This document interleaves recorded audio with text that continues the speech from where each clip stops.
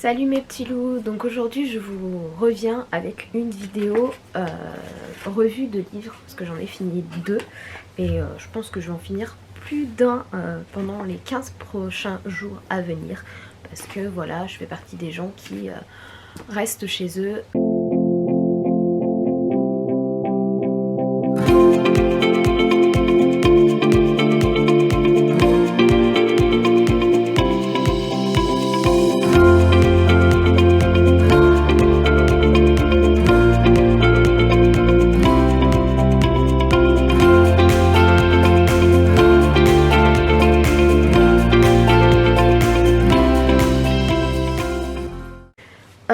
Donc je vais d'abord parler du premier que j'ai fini et qui est en fait Les Étranges Sœurs. Donc vous savez, c'est l'histoire des méchants dans les films Disney. Et je me suis fait mon petit récap parce que ça fait un petit moment quand même, ça va faire 2 semaines que je l'ai fini. Voire même 3 semaines, ouais, ça fait 3 semaines que je l'ai fini, mais j'attendais d'en avoir fini un autre pour vous le mettre en même temps, pour que ça soit plus sympa. Donc je me suis fait mon récap, donc je vais le lire parce que sinon je vais encore oublier des choses. J'ai vraiment un avis mitigé sur ce livre. J'ai trouvé le début lent. On voit les effets qu'ont eu les sœurs sur les différentes histoires. Donc sur les différentes histoires, donc il y a sur la méchante reine dans Blanche-Neige, donc Grimhild. Il y a Ursula, Maléfique, la bête, j'ai pas encore reçu l'histoire, il doit ressortir au mois de mai parce que c'est une réédition. Là actuellement je suis en train de lire justement l'histoire de la méchante reine, elle est plutôt pas mal, je vous en dis pas plus. Et encore, on voit les effets qu'elles ont eu sur les autres contes dans un sens, que parce que Blanche-Neige lit le grimoire, on va dire, le grimoire de contes, sinon on n'en saurait pas plus. Faut attendre donc le chapitre 12, donc plus de la moitié du livre, je vais vous montrer ça, donc je me suis fait mon petit truc, donc vous voyez, voilà. Donc là c'est tout le début du livre, hein, là c'est la fin. Voilà, faut attendre ce chapitre 12, donc pour savoir qui sont réellement les 3 sœurs, donc les sœurs étranges, qui sont 3, voilà. Et à partir de ce moment-là, là clairement le livre je l'ai dévoré parce que j'ai vraiment été happée dans l'histoire et maintenue en suspense, en haleine. Donc voilà, j'ai bien aimé donc toute cette partie-là, toute la fin du livre. J'ai beaucoup aimé le duo Circé-Blanche-Neige. Je trouvais que c'était une bonne dynamique pour le coup, l'une comme l'autre tient à l'autre, pardon, est attentive aux besoins de l'autre et j'ai pas mal aimé ça. Au niveau notes, je lui donnerais un 6 sur 10, donc juste un peu au-dessus de la moyenne, parce que voilà, le début a vraiment été long, j'ai vraiment eu du mal à rentrer dans l'histoire. Et à partir du moment où on a su qui étaient vraiment les sœurs étranges, là par contre ça m'a vraiment passionnée. Je vous en dis pas plus, je vous spoil pas plus que ça parce que y a des personnes qui peuvent très bien ne pas encore l'avoir lu et ça serait dommage de vous décrire ça, de vous dire ce qui se passe dans le livre, quoi. C'est mieux de le lire. Mais voilà, avis très mitigé, seulement un 6 sur 10. Et encore, si je devais noter en 2 parties, là ça serait un 4 sur 10 vraiment. Et pour le coup, après je lui donnerais 7 voire même 8. Mais voilà, je l'ai lu, je pense pas que je le relirai une deuxième fois pour autant. Ensuite, le deuxième livre, j'ai pas fait de récap. Je l'ai fini et je l'ai fini en fait. Je prenais des notes en même temps que je lisais. Donc c'est un livre de Cécile Neville qui est psychologue et c'est Apprendre à lâcher prise, les clés pour s'épanouir et atteindre la paix intérieure. Voilà, pour le récap derrière, donc c'est travail, enfant, ménage, paperasse, administratif. Difficile de rester zen et positif si vous tenez à tout contrôler. Et s'il vous suffisait d'adopter la bonne attitude pour enfin vous ouvrir aux autres et accéder à la paix, au bien et au bien-être total. Dans ce livre très concret et pratique, adoptez des techniques de psychologie positive appliquées pour accueillir avec bienveillance et sérénité les émotions et les situations les moins agréables. Se libérer de votre envie de tout contrôler pour respirer et profiter de chaque instant, dans la spontanéité, le plaisir et la paix intérieure. Intégrez dans votre quotidien de nouveaux rituels pour gérer de mieux en mieux vos émotions, face aux difficultés de la vie tout en vous affirmant dans votre authenticité. J'ai beaucoup aimé lire ce livre et on apprend pas mal de choses. Il est très, très bien écrit. La technique du lâcher prise s'applique pour plein de choses. Alors, est-ce que j'ai la table des matières pour vous donner page 215, pour vous donner une idée des différentes choses. Donc c'est détaillé en 2 grandes parties et après en chapitres. Donc en partie 1 c'est changer votre vie grâce au lâcher prise. Donc chapitre 1 ça nous décrit ce que c'est. Chapitre 2 c'est les obstacles, voilà. Donc les conditionnements, les croyances, les ancrages de traumatisation. Le chapitre 3 c'est la psychologie positive au service du lâcher prise.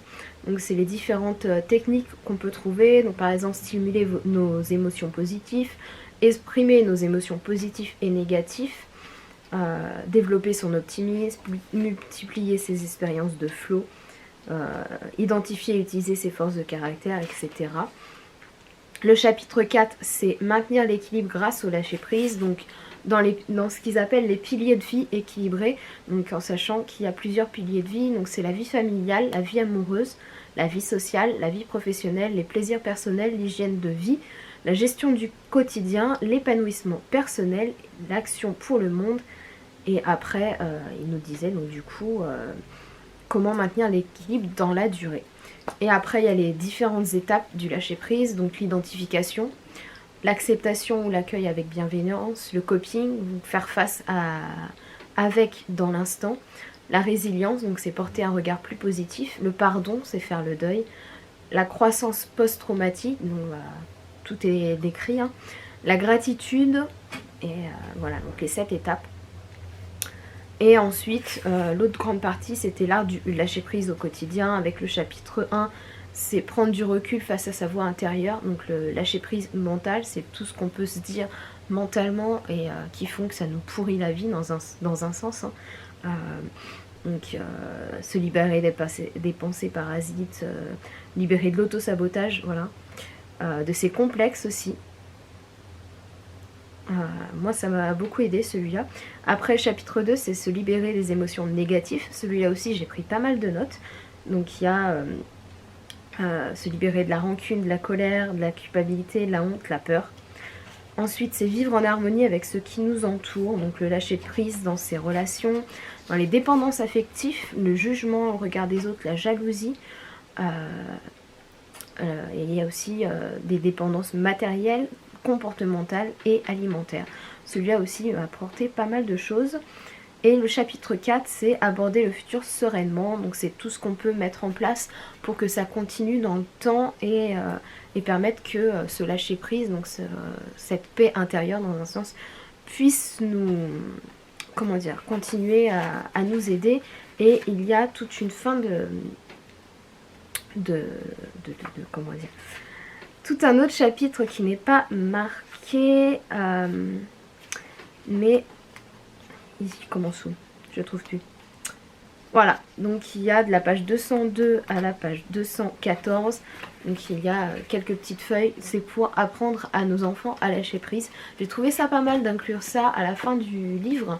Parce que quand on le lit, on apprend que pour certaines choses, c'est en fait de l'ancrage. C'est quelque chose qu'on a depuis l'enfance. Et qu'on n'arrive pas, voilà, des manières de penser, des choses qui a pu nous arriver durant l'enfance et qui, dans un sens, nous ont traumatisés. Je mets ça vraiment entre guillemets, parce que c'est pas non plus des traumatismes comme, je sais pas, les personnes qui en viennent d'avoir fait la guerre ou ce genre de choses, hein, vraiment. Mais ça peut être des réflexions qu'on a pu avoir à certains moments de notre vie et qui ont fait que ça nous bloque. Moi par exemple, mes années de collège n'ont pas été les plus faciles parce que j'ai fait partie des filles qui étaient les formées en première. Donc dans les premières de mon année, de mes années de collège, à avoir de la poitrine et en avoir beaucoup. Donc les réflexions sur mon physique, je m'en suis mangée, mais alors pas mal. Après les années qui ont passé après, donc BEP agricole, bac pro, Ça a été des réflexions sur les blondes à forte poitrine. Et comment dire, avec ce bouquin-là, j'ai compris que le fait que je n'acceptais pas totalement mon corps venait de ces expériences passées qui ont fait que je me suis conditionnée dans voilà, tu es comme ça, les gens te voient comme ça, donc encore une fois le regard des autres.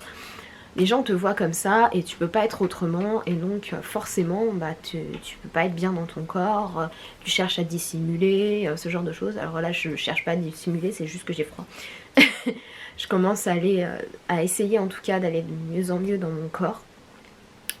Parce que mentalement j'en ai vraiment besoin avec ce qui m'arrive autour, et il faut que je fasse des efforts pour apprendre à lâcher prise sur certaines choses, notamment qui m'arrivent sur mon lieu de travail, et savoir, bah voilà, je suis au travail, je passe la grille de mon établissement, donc quand je pars le soir, je laisse les soucis du boulot là-bas. Il faut vraiment que j'apprenne à faire ça, parce que j'en suis à un point où émotionnellement et psychologiquement ça va pas, clairement.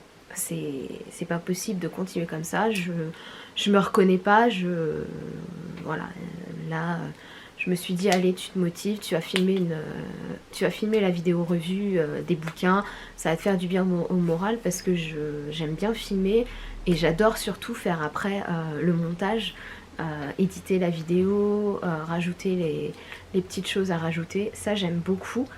Et je veux pas me priver de ce plaisir là, il faut que je revienne justement à faire des choses qui me font plaisir, donc avec les 15 jours là qu'on va être, pour l'instant 15 jours on va dire, qu'on va être confiné chez nous, je vais me remettre aux choses qui me font du bien. Donc là l'ordinateur fixe, il est là en train de me retélécharger complètement les Sims, parce que je n'avais plus accès à la galerie, je ne comprenais pas pourquoi. L'ordinateur portable, vous ne voyez pas, il est juste à côté, il est ouvert sur Facebook et sur Skype pour pouvoir parler avec des personnes qui me sont chères.